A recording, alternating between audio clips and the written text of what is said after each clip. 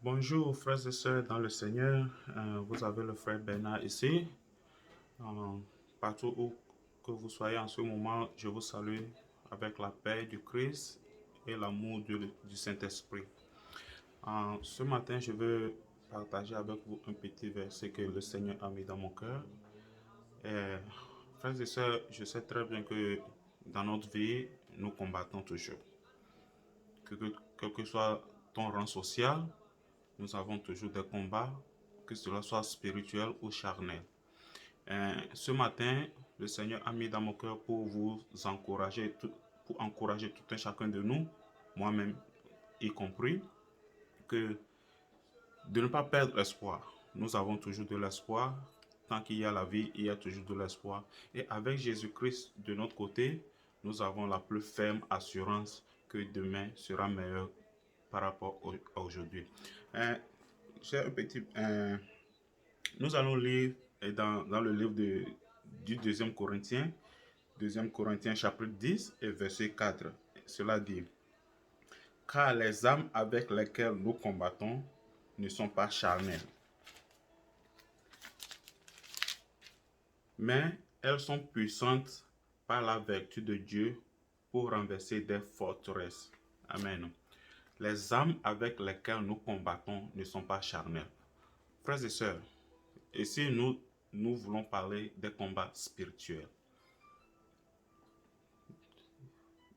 Frères et sœurs, nous venons de l'Afrique et nous connaissons, quand on parle de combats spirituels, nous combattons des combats avec les sorciers, avec les fétiches, tout ça là. Ce sont des combats que nous ne voyons pas avec nos yeux physiques.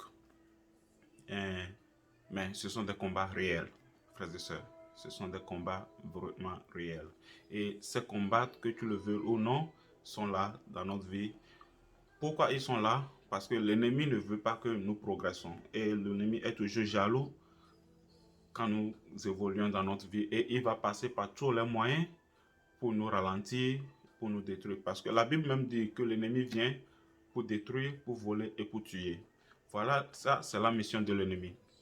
Mais frères et sœurs, la Bible nous dit que Christ est venu pour nous donner de la vie et nous l'a donné en abondance. Alors, prends courage, quel que soit le combat que tu traverses. Frères et sœurs, quel que soit le combat que tu traverses, prends courage, car Jésus-Christ est de ton côté. Il veut te donner. Il est mort sur la croix pour que toi, tu puisses vivre. Alors ne te décourage pas, garde espoir et espère à un lendemain meilleur. Je n'ai pas grand-chose à te dire. Je sais que tu as écouté toutes les prédications que tu peux écouter, mais je viens seulement pour te soutenir et te dire que tu n'es pas seul dans ce combat, car Jésus-Christ est avec toi. Il a dit que je serai avec toi jusqu'au bout du temps, jusqu'à la fin du temps.